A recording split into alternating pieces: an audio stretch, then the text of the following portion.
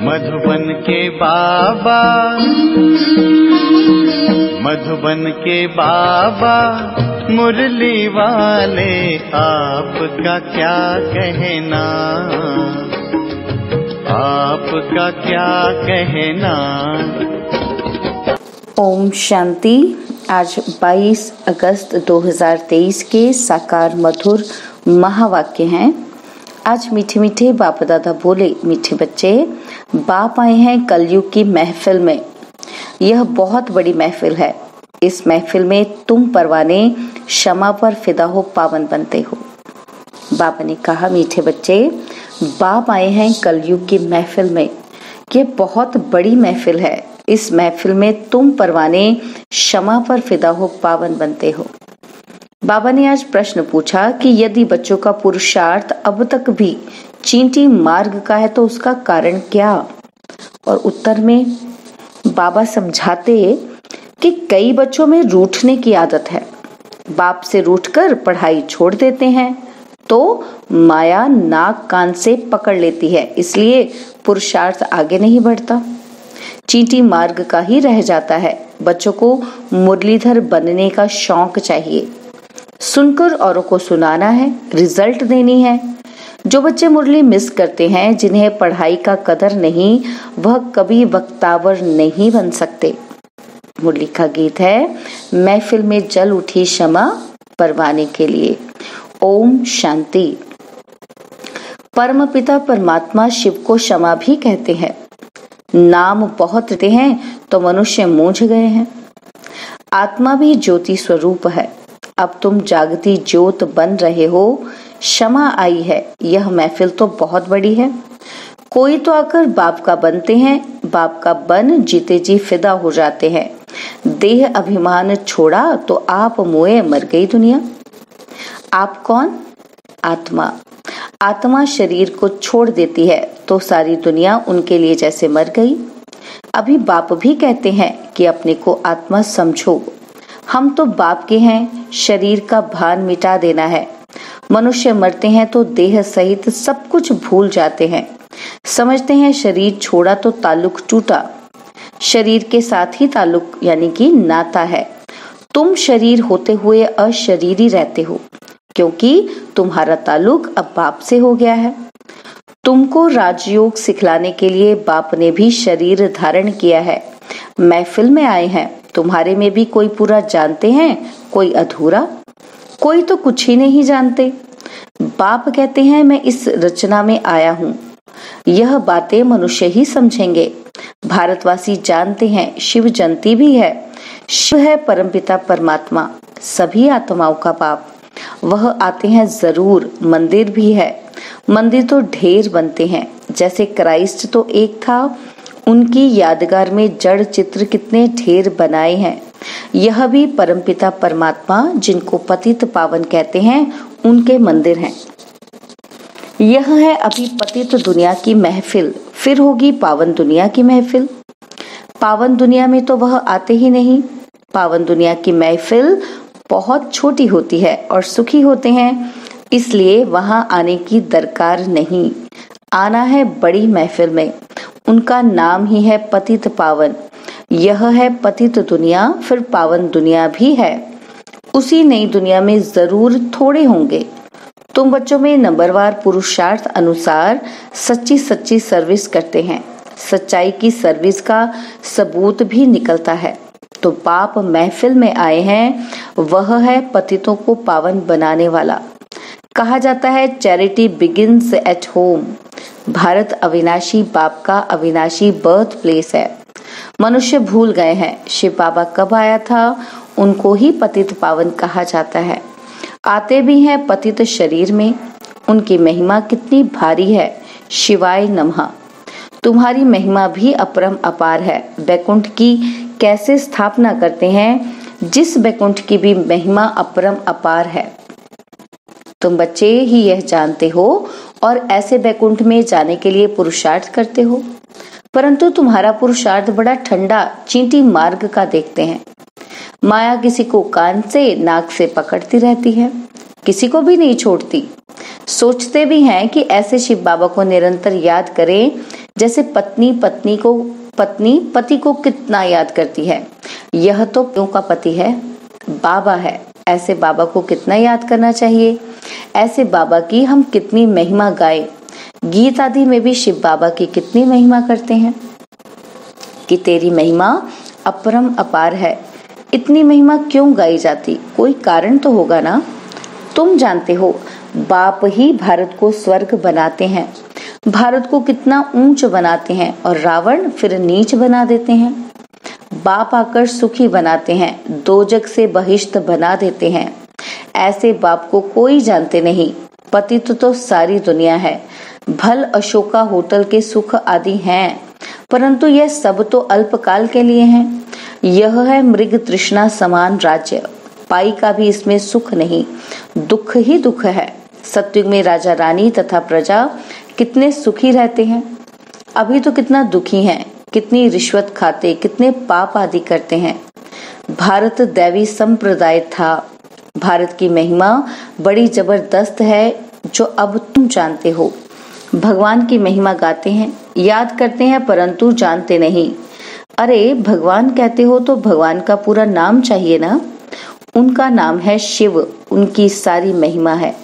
मनुष्य उनके नाम रूप देश काल को जानते ही नहीं, कह देते उनका नाम रूप है ही नहीं। कहते भी हैं परमपिता परम आत्मा परम धाम का रहने वाला है। नाम रूप देश बतलाते भी हैं, परंतु देह अभिमान होने के कारण उनको याद ही नहीं करते हैं। याद करते भी हैं तो बिगड़ समझ। गाते हैं तुम माता पिता हम बालक तेरे। तुम समझा सकते हो कि लौकिक माता पिता तो है ना, तो फिर ये कौन से माता पिता हैं। पिता कैसे सृष्टि को रचते हैं, कैसे मुख वंशावली रच उन्हों को राज्य भाग्य देते हैं, सो तो तुम ही जानो और न जाने कोई। तुम्हारे में भी नंबरवार हैं। तुम समझते हो शिव बाबा ब्रह्मा तन से आकर पढ़ाते हैं। शिव बाबा की ही इतनी भारी महिमा है। ब्रह्मा द्वारा राजयोग सिखाकर हमको वैकुंठ का मालिक बनाते हैं। जरूर ब्रह्मा सरस्वती पहले पहले जाकर लक्ष्मी नारायण बनेंगे। जगदम्बा और जगत पिता बैठे हैं, वही विश्व के मालिक बनेंगे। उनके साथ कुमार कुमारियां भी हैं। यह देलवाड़ा मंदिर कितना अच्छा बना हुआ है। यह मंदिर आदि तो पहले के बने हुए हैं, अभी हम भेंट करते हैं। हमारे ही यादगार का पूरा यह मंदिर है। तो यह शिवाय नमः गीत तो जरूर रखना चाहिए। 2-4 गीत फर्स्ट क्लास रख लेने चाहिए।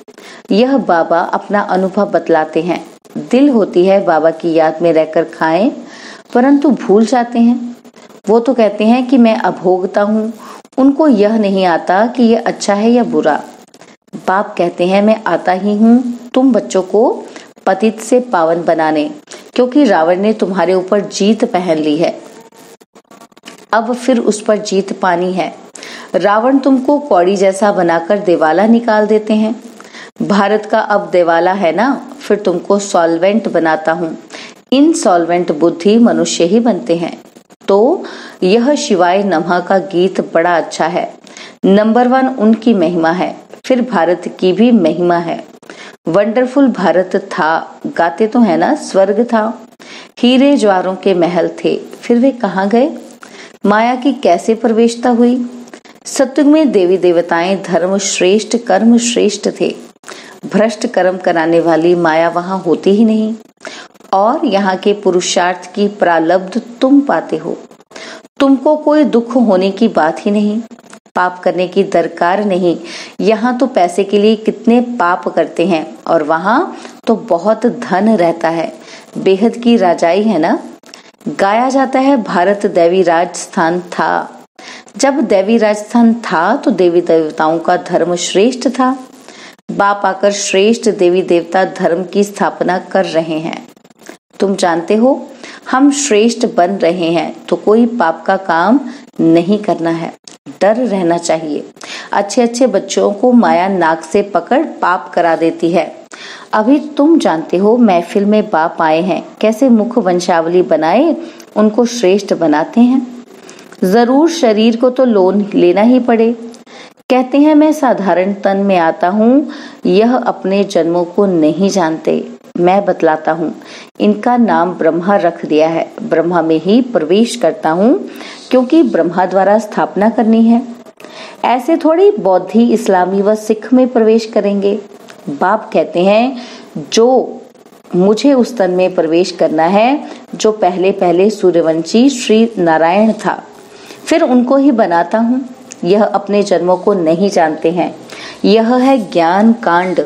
ज्ञान बाप ही देते हैं, फिर वहाँ भक्ति का नाम निशान ही नहीं। ज्ञान मार्ग भक्ति मार्ग कहा जाता है। आधा कल्प भक्ति कांड और आधा कल्प ज्ञान कांड चलता है। यह भी ड्रामा में नूंद है, पतित बनना ही है। बच्चों को अच्छे अच्छे राज समझाए जाते हैं, गाते भी हैं। भगवान आकर भक्तों को साथ ले जाते हैं। परमपिता परमात्मा को याद करते हैं। बाबा आओ, माया रूपी जंजीरों से आकर छुड़ाओ, हमको लिबरेट करो। जो भी मित्र संबंधी आदि हैं सबको लिबरेट करते हैं। फिर वहां देवी माँ बाप मिलेंगे। कहाँ? स्वर्ग में। और तुम देवी देवता बन जाएंगे। तुम्हारी आत्मा भी प्योर हो जाएगी। अभी तुम्हारी आत्मा पतित बनी है, सो फिर पावन बनेगी। अनेक प्रकार के चित्र हैं जिसका ऑक्यूपेशन कुछ भी नहीं। जैसे गुड़ियों की पूजा करते हैं ना, मैं ना गुड्डा हूँ ना गुड्डी हूँ, मैं तो हूँ ही निराकार। गुड्डा और गुड्डी मनुष्य हैं, मैं नहीं बनता हूँ। मुझे निराकार ही कहते हैं। तुम गुड्डे गुड्डी अभी बहुत दुखी हो। बैकुंठ में तुम बहुत सुखी थे। सुख की महिमा अपरम अपार है, परंतु बच्चे घड़ी घड़ी भूल जाते हैं, रूठ पड़ते हैं। ब्राह्मणों में से भी बहुत रूठते हैं, रूठकर वर्षा पाने को ही छोड़ देते हैं। अरे तुमको वर्षा बाप से लेना है ना, तो यह है अविनाशी ज्ञान रत्न, पढ़ाई है। बाबा ने बड़ा सहज समझाया है। भल तुम कहीं नहीं आ सकते हो तो अच्छा, मुरली तो मंगाकर पढ़ सकते हो, इसमें नुकसान की कोई बात नहीं है। बाकी हाँ, पुरुषार्थ कर सर्विस का सबूत देना है। सर्विस का सबूत ही नहीं तो मुरली भेजकर क्या करेंगे? मुरली पढ़ी जाती है धारण करने के लिए। अगर एक कान से सुन दूसरे से निकाल देते हैं तो फिर क्या कर सकेंगे? बाबा को याद ही नहीं करते हैं। कोई पाप करते हैं तो बुद्धि का ताला बंद हो जाता है। बाप कुछ नहीं करते हैं। बाप तो समझाते हैं कि तुमको बहुत मीठा बनना है, कोई को दुखी मत करो। अंत में तुम बच्चे बहुत मीठा बाबा जैसा बन जाएंगे। पुरुषार्थ करना है, दिल से पूछना है कि किसी को तंग तो नहीं करते हैं, हमसे कोई नाराज तो नहीं होते। यूं बाहर वाले तो बहुत नाराज होंगे। तुम ब्राह्मण कुल भूषणों को मुरली रोज सुननी चाहिए। मुरली नहीं सुनेंगे तो धारणा कैसे होगी? मुरली नहीं सुनते हैं तो जरूर समझो वह बख्तावर नहीं। मुरली को कभी छोड़ना नहीं चाहिए। ब्राह्मणियों को भी मुरली शिव बाबा से मिलती है ना, उनसे कनेक्शन रखना है। डायरेक्ट मुरली तो भेजें, लेकिन फिर आप समान भी बनाकर तो दिखाओ। बाप को याद करते रहो, बाप की याद औरों को दिलाते रहो। समाचार दो तो पता पड़े, नहीं तो कैसे समझेंगे कि बाप की सर्विस कर रहे हो। सबूत जरूर चाहिए सर्विस का। मुरलीधर बनने का शौक चाहिए। टेप्स भी मुरलीधर बनती है ना, तो यह एक्यूरेट मुरली सुना सकती हैं। तुम नहीं सुना सकेंगे तो और क्या करना चाहिए? औरों के कल्याण के लिए टेप रिकॉर्ड मशीन लेकर देनी चाहिए। इतने सब सुनेंगे तो उन सब का फल देने वाले को बहुत मिलेगा। लेकर के देंगे भी वह जिनको इसके रहस्य का पता होगा। इस मुरली सुनने से तुम राजाई पद पाते हो, और कोई का भाषण सुनने से स्वर्ग का मालिक बनेंगे क्या? अथवा मनुष्य से देवता थोड़े ही बनेंगे। यह तो फर्स्ट क्लास दान करना है, जिससे 21 जन्मों के लिए बहुतों का कल्याण होता है। टेप रिकॉर्ड लेकर देना व मकान लेकर देना कितनी अच्छी सर्विस है। बच्चे बैठ सर्विस करेंगे, मकान फिर भी तुम्हारा ही रहेगा, उसका फल तुमको मिलेगा। वहां रिटर्न में बड़े बड़े महल मिल जाएंगे। वह समय आएगा जो तुम बच्चों को तो बहुत मकान मिलेंगे, चरणों में झुकते रहेंगे। मकान भी हम क्या करेंगे, हमको तो सिर्फ सर्विस करनी है। मकान लो फिर मुफ्त में पैसा भरकर क्यों दो? सौदागर भी तो ये पक्का है, सेंसिबल सौदागर है। अच्छा, मीठे मीठे सिकिलदे लक्की ज्ञान सितारों प्रति माता पिता बाप दादा का याद प्यार और गुड मॉर्निंग। रूहानी बाप की रूहानी बच्चों को नमस्ते।